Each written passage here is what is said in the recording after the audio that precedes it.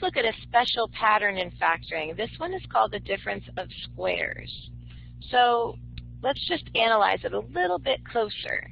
We've got a squared minus 16, 4x squared minus 25, and x squared minus 81. And these are all difference of squares. Now, difference because we're subtracting, squares because we've got perfect squares. So let's look at this in a little bit more detail.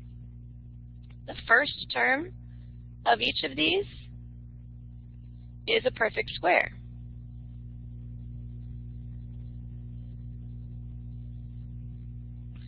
The middle term, well, the middle term would be the term that has a variable to the first power, like in the first expression just an a, or in the second one, in the third one just an x. We don't have one. So middle term, there is none. The last term, 16, 25, 81, we also see are perfect squares. And the sign that's in between is a subtraction sign. So that's how you determine whether or not it is a difference of squares. You're looking for first term that's a perfect square, last term that's a perfect square, and the sign in between is a subtraction sign. So let's take a look at what this would factor to. So we just looked at factoring where the leading coefficient is 1, which is what we've got here.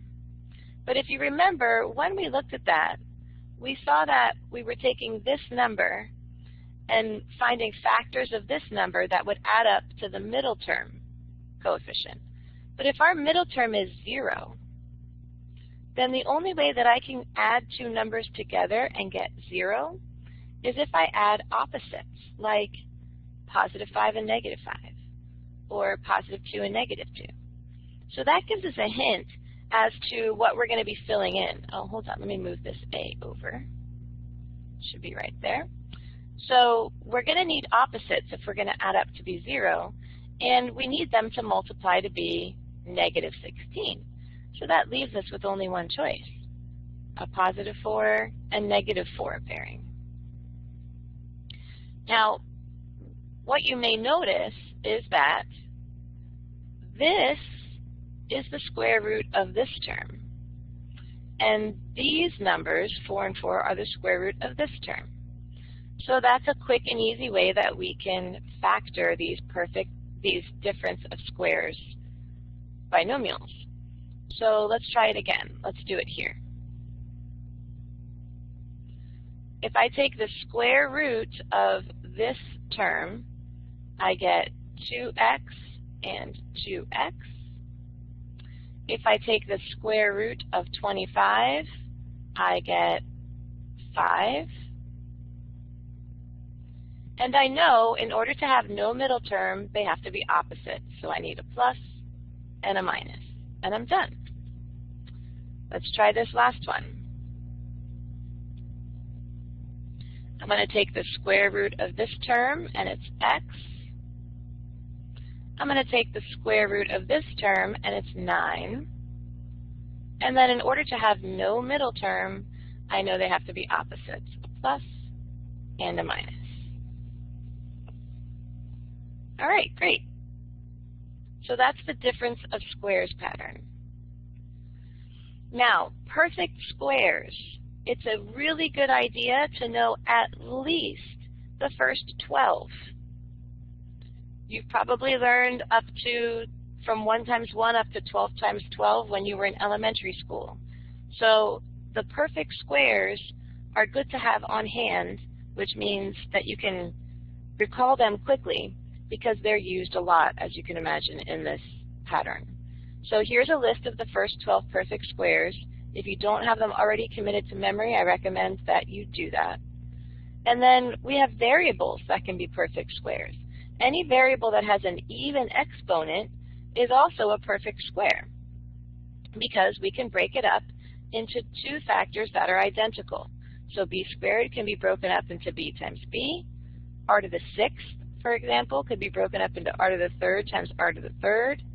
And then Even x to the 10th can be broken up into x to the 5th times x to the 5th. So as long as your exponent is an even number, that means that you can break it up into two factors that are identical. So like if I had x to the, let's say x to the 8th, I could write that as x to the 4th times x to the 4th. So that's a perfect square. All right, so let's try two more. Down here on the bottom, factor completely. Now before I factor this, I noticed that I have a GCF that I can pull out of here. So I'm going to always do that first and look for that first. I can divide both of these by 2. And I can also, since I have an x to the 4th and x to the 2nd, I can also factor out an x to the 2nd. So in the first term, if I divide by 2 and I divide by x squared, that's going to leave me with just an x squared. In the last term, if I divide by 2, I get 121. And if I divide by x squared, then that just means I'll have no variable term there. Now we should check, is this a difference of squares? Well, this is a perfect square, and this is a perfect square, right? It's in my list. It's 11 squared. So yes, it's a difference of squares, which means I can factor it. So I'm going to leave this on the outside, and then I'm going to factor. X squared, if I take the square root, I get x. 121, if I take the square root, I get 11. And there is no middle term, which means I must have opposite signs. Excellent. Let's try the next one. Here, in this binomial, there's nothing I can factor out first. So I just look to see if I have perfect squares. 9 is a perfect square, and so is 8 to the 12th. So this term is a perfect square. And 4 is also a perfect square, which means I can factor it using my difference of squares pattern. So I know that the square root of 9a to the 12th is 3a to the 6th, and that's going to go here and here. And then the square root of 4 is 2, so that's going to go here and here. And then 1's a plus and 1's a minus.